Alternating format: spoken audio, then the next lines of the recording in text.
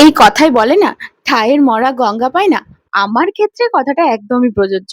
কারণটা শুনলেই বুঝতে পারবেন। আমাদের সোনামুখীতে মানে বাঁকুড়া জেলার সোনামুখীতে বহু প্রাচীন হচ্ছে মনোহর দাসের মহোৎসব। সেই মহোৎসব তো ৩ দিন ধরে চলে। তাছাড়া ভাঙা মেলাও চলতে থাকে। তো সেই মহোৎসবের ১ম দিন অর্থাৎ অধিবাসের দিন রাত্রেবেলা আমি গিয়েছিলাম ভাত কাড়াকাড়ি দেখতে। সেই ভিডিও আপনাদের সাথে শেয়ার করেছি। কিন্তু তারপরে এত বড় যে মেলাটা হয়ে গেল আমি কিন্তু একদিনও যাইনি। বলতে পারেন সত্যি গরমের জন্য এবং শরীরটাও ভালো ছিল না। তো যাই হোক মাকেও যেতে দিইনি, বাপ্পিকেও যেতে দিইনি। তো যাই হোক ৪ দিনের দিন অর্থাৎ ধুলোটের দিন কিন্তু আমি মাকে নিয়ে পৌঁছে গেছিলাম। বাবা মনোহর দাসের মন্দিরে একবার মাকে প্রণাম করিয়ে আসলাম এবং ভাবলাম আমি নিজেও একবার প্রণাম করে আসি। এই হচ্ছে আমাদের সোনামুখীর বাবা মনোহর দাস। বাবার কিন্তু কোনো মূর্তি নেই, এরকম ফটো পুজো হয়। বাবার চরণ রয়েছে ওখানে। তো যাই হোক ওখানে আর কি ভাবলাম আপনাদের সাথে একটু শেয়ার করি ভিডিওটা।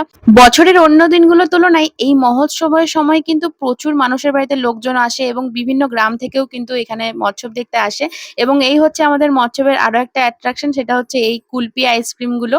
আজকে যে ভাঙা মেলা কে বলবে, ভালোই ভিড় হয়েছে আর মাঝখানে কিন্তু চড়ক আছে, সেই কারণে কিন্তু এখানে মেলাটাও এখন উঠে যাচ্ছে। তো যাই হোক মেলা থেকে বেরিয়ে আমরা কিন্তু চলে এসেছি গন্ধরাজ মোমোর দোকানে। গন্ধরাজ মোমোর রিভিউটা পরের ভিডিওতে শেয়ার করব। এই ভিডিওতে দেখাতে ভুলে গিয়েছিলাম, দেখুন দেখাতে দেখাতে মা আপনার খেয়েই নিয়েছে। তো আমি নিয়েছিলাম চিকেন স্যাটে। তো চলুন আজকের ভিডিওটা এখানে শেষ করছি, টাটা।